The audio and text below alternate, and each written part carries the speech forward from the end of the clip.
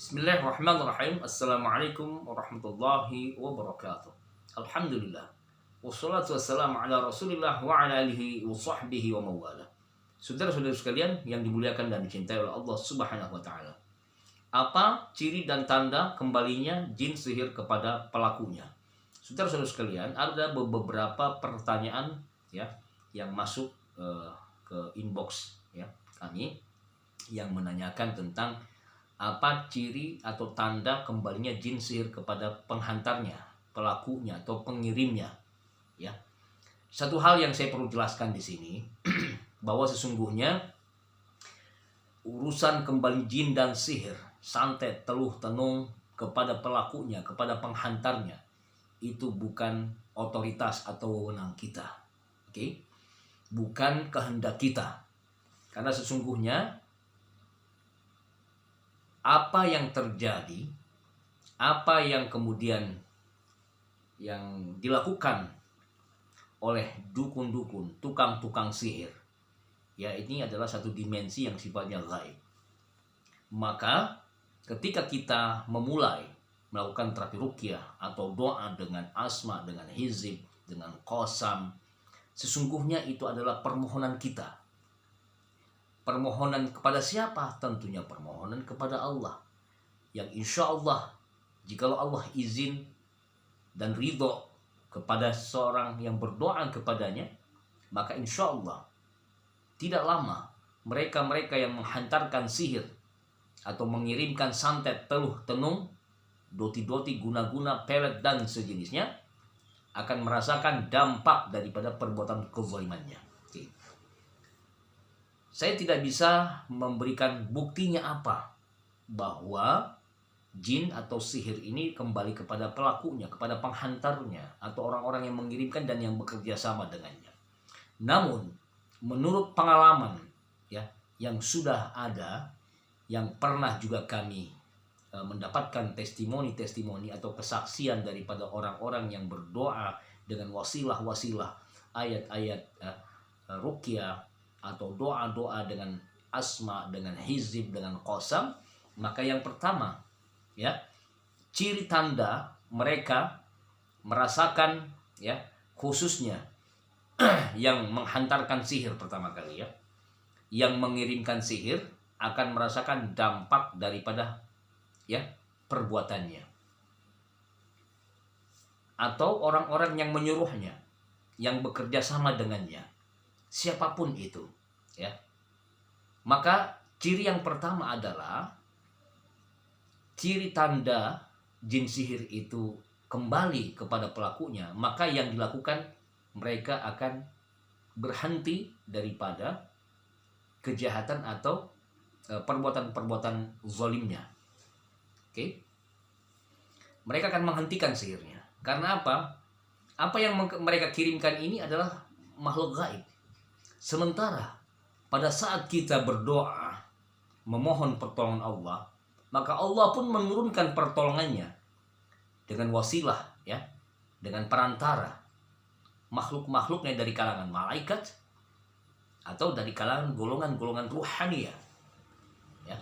Sekali lagi saudaraku, pada saat kita berdoa, maka ada beberapa doa asma atau hizib yang menggetarkan arsh, yang mengundang datangnya malaikat atau menghadirkan datangnya golongan-golongan ruhaniyah, yang dengan doa itu maka insya Allah dengan izin dan ridho Allah akan mendatangi siapa-siapa yang berdoa dengan doa tersebut.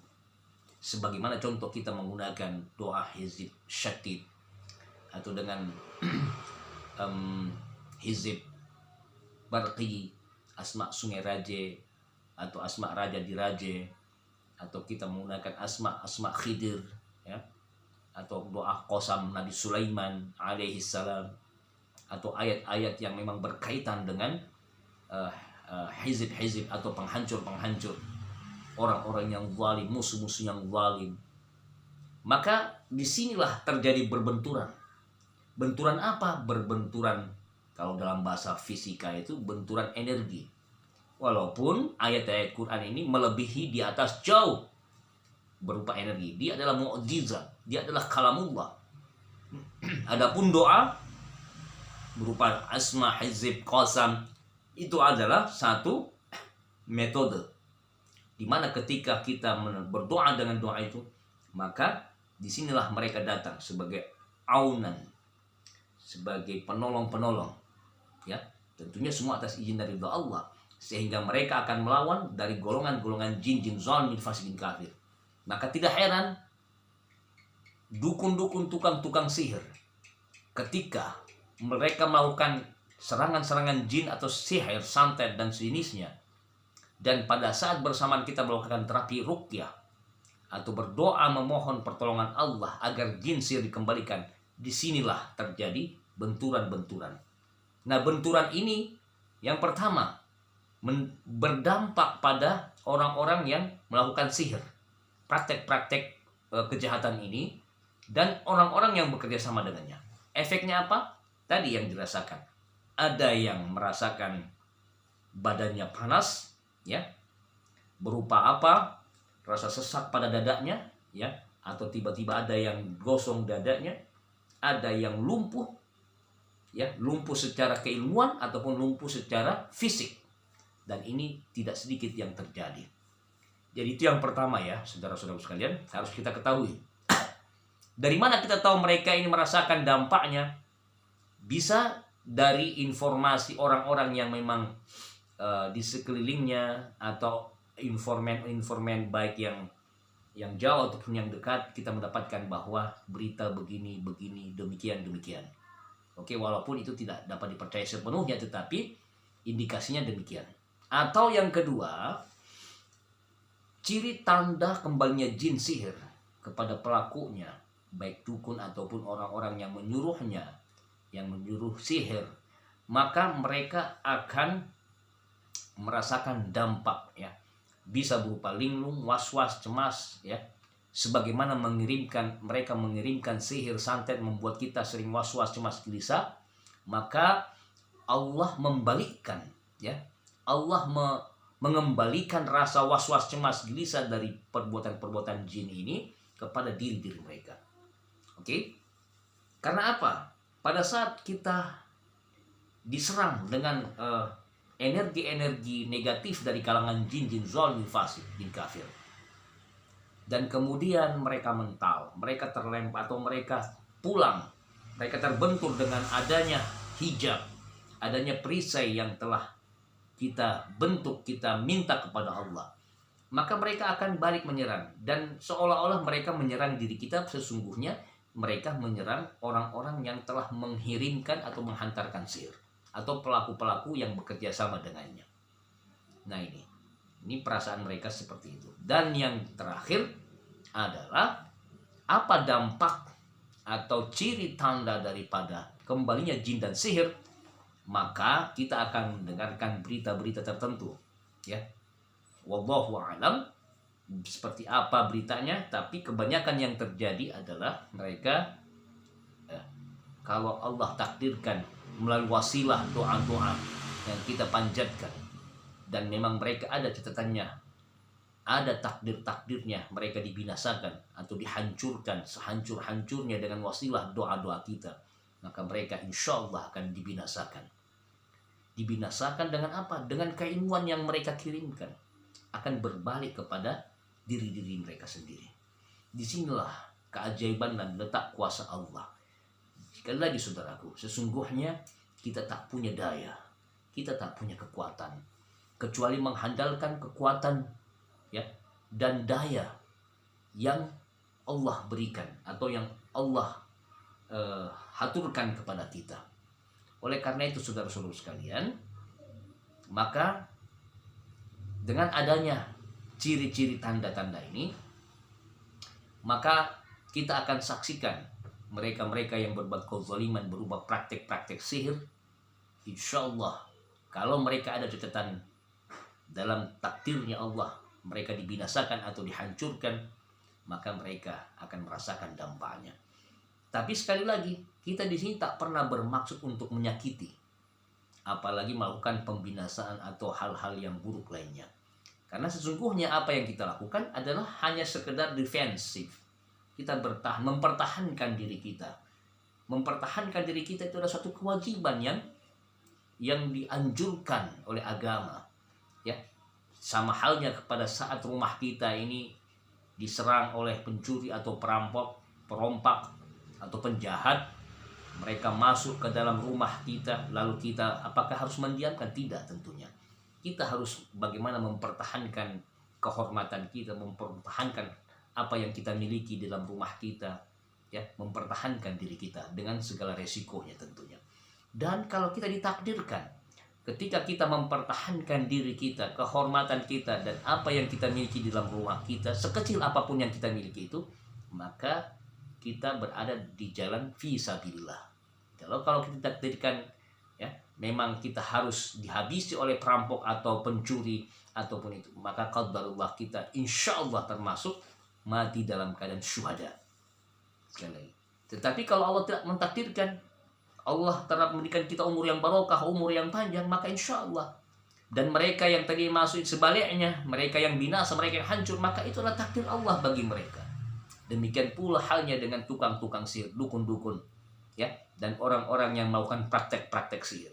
Ketika mereka melakukan kejahatan, mereka masuk ke rumah-rumah kita, ke tempat-tempat usaha kita, mereka mengirimkan berbagai bohol-bohol sihir, santet, teluh tenung, dan sejenisnya. Berupaya terus-menerus. Dan kemudian kita berdoa dengan doa-doa yang sudah pernah dianjurkan, yang disunnahkan Rasul ataupun para ulama, hukama. Lalu kemudian kita membela diri, mempertahankan diri, lalu kembalilah jin itu, kembali mereka dihancurkan. Yang menghancurkan bukan kita, tapi kejahatan mereka sendirilah. Jadi senjata makan tuan kalau dalam istilah kita, ya. Senjata yang berbalik pada diri mereka sendiri. Saudaraku, yang terakhir, ciri tanda kembalinya jin sihir. Tentunya pada saat jin sihir itu tidak dikembalikan lagi, maka kita akan merasa lebih nyaman, lebih tenang. Ada perubahan-perubahan yang sangat-sangat signifikan atau yang drastis yang kita rasakan.